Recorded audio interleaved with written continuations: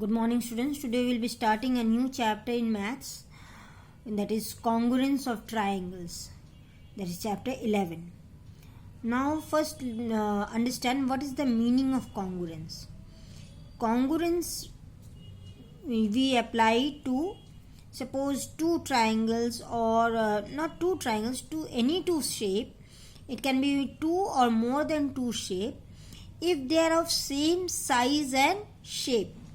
Means if you have a triangle, suppose like this, of this particular direction, and if I keep a mirror here or if I draw another triangle here, these are obviously different. So these type of triangles, see that there is a difference. This distance and this distance is different. This length and this length is different. So these two triangles we cannot say they are congruent. But if these two, if I could have drawn like this, means if they were equal, this one and this one was equal, then these two would have been congruent. That means two objects or more than two objects are said to be congruent only when their shape and size are equal, are same.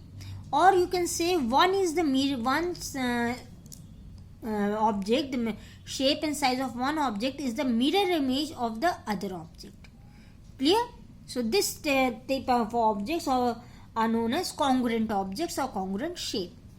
Now here in daily life you can see this example of a bridge they have given. Yes, these all this means this bridge, this triangle which is formed, and the triangle on this side, not this triangle and the triangle, just this second one, this triangle and the triangle from this side, they are congruent. Or you can, if you consider the whole thing, take whole, don't take small triangle, take this whole triangle. So this triangle is congruent to this triangle, this triangle is congruent to, means all the triangles are congruent to each other because they are of exactly equal shape and size. Even the length, breadth, everything is equal. Or if you have seen this Ferris wheel or the this wheel in the you have it in fair, different fair you have. So all this, see, there are so many triangles here, and all these triangles are congruent. They are of same size and shape. If there is any difference between size, shape or length, then those objects won't be said to be congruent. Clear? One more, what I said is that it will be mirror image. Now if mirror image means, suppose if I have this pen, okay, and if I keep a similar pen in exactly same pen, so then I can say both the pens are congruent. Clear? But if I keep this pen and this pen, both are different, isn't it? So I cannot say these two are congruent. Clear? So, and one more thing, the congruent figures, they can be superimposed on one another. Superimposed on one another means, suppose these two diagrams are there. Okay.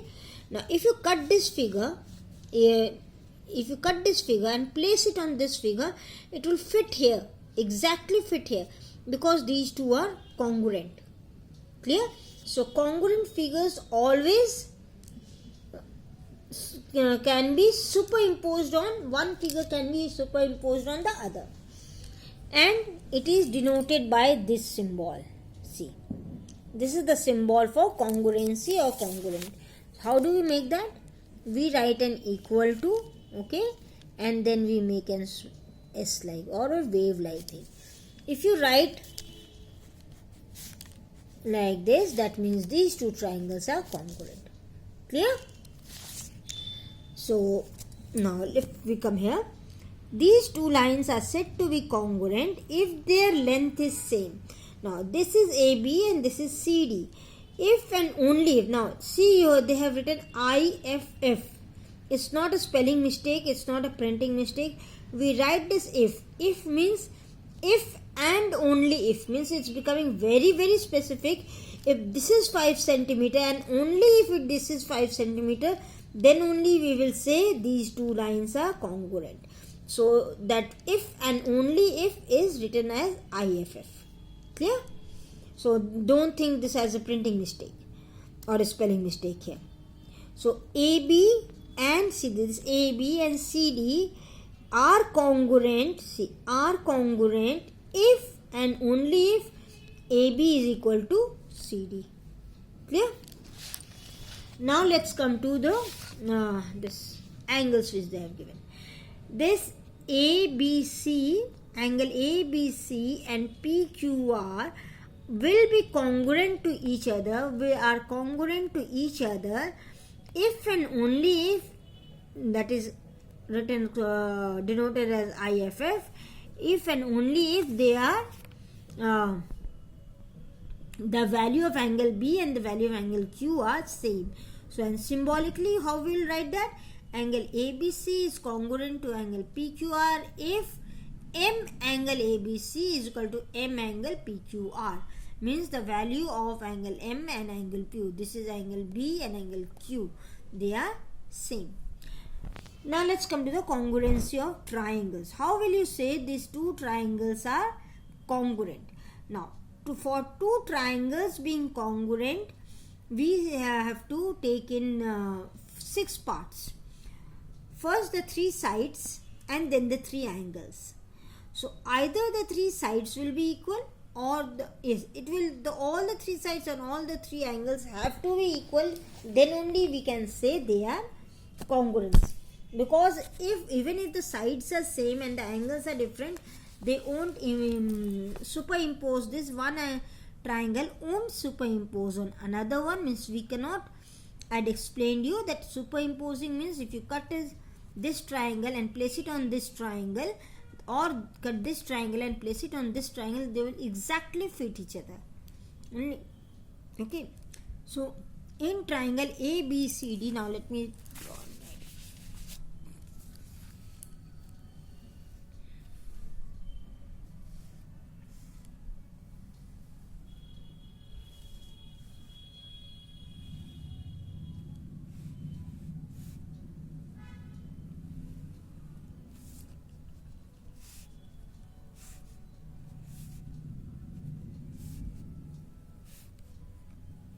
Now we are telling that this triangle ABC and PQR, ABC triangle and triangle PQR, we have to see whether they are congruent or not.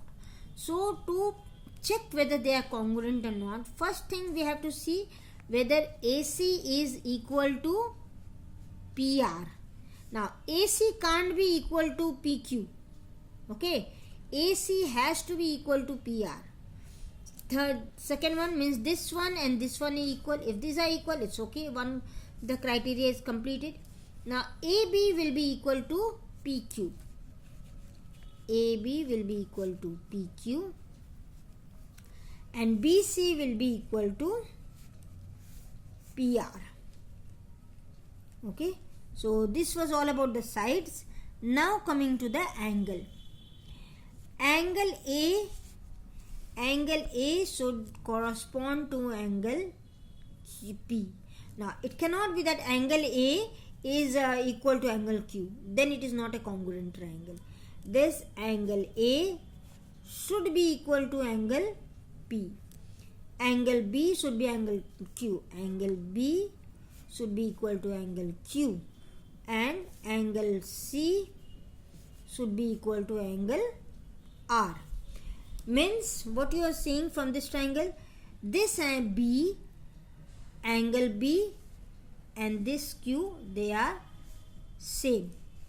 This A and this P are same, and P and A. This C and this R and are same. So these are the criteria that has to be followed. Then only we can say, suppose what I have said.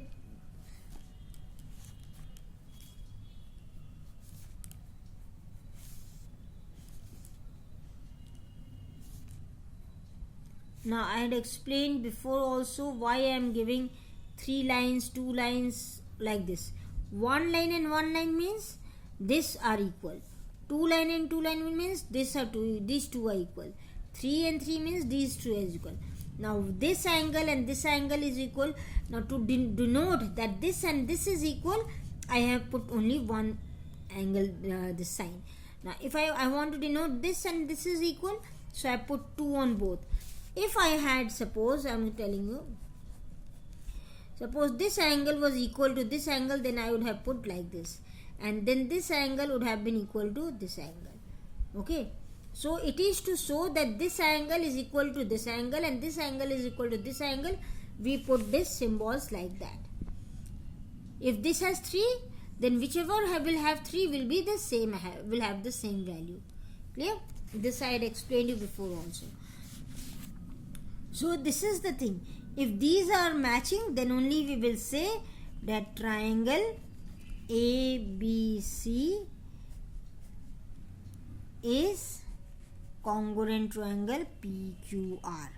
Now one more thing here, I cannot write triangle BAC is congruent to angle triangle PQR.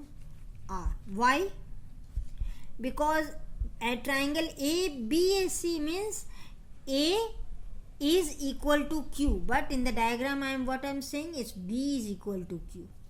Okay, so this is not a congruent. This angle B is triangle BAC we cannot say that triangle BAC is congruent to triangle PQR. We can say if these are criteria are followed, then triangle ABC will be congruent to a triangle PQR. I hope you have understood this. I am just explaining again in short. 2 triangles are said to be congruent when each angle, they are corresponding. If I have written ABC, triangle ABC and triangle PQR, that means this angle A should correspond to angle P. Angle A should correspond to angle P. Angle B should correspond to angle Q. Correspond means they should be equal. Angle C should correspond to angle R, and then only I can write this. And if these are same, then only I can write triangle ABC is congruent to triangle PQR. Okay. Otherwise, if I write triangle BAC instead of ABC, if I write ABAC, that means I want to say that angle A is equal to angle Q, isn't it? Angle A is equal to angle Q, but in the diagram what I am showing, angle B is equal to angle Q. So this is not a congruent triangle. Clear till now? Now here you see they have given you few examples. Let's go to the example. Triangle ABC and triangle DEF are congruent under the correspondence that ABC and is equal to, means both are vice versa, both are equal to DEF. Write the equivalent pair which corresponds so EF, EC, angle C, AC, angle E. Means they are telling you there are 2 triangles. Let me show you.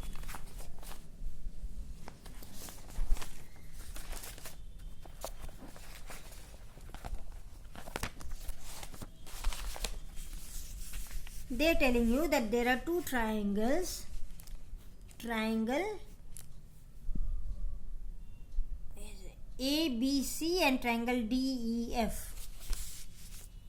Suppose if I write ABC and another triangle DEF,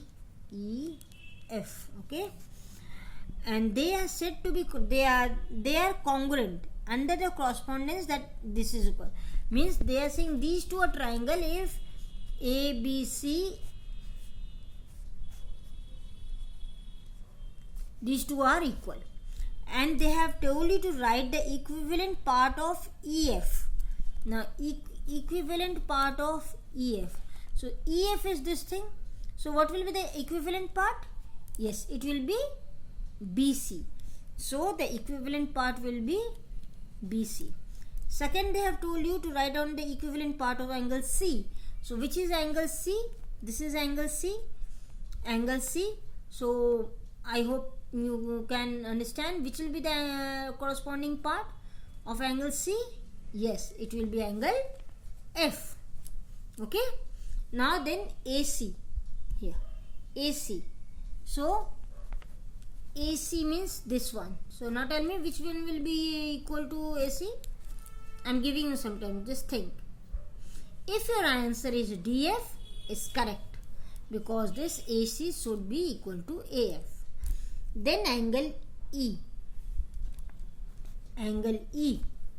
Now where is angle E? Here it is angle E. Now which will be the corresponding part? Just tell me.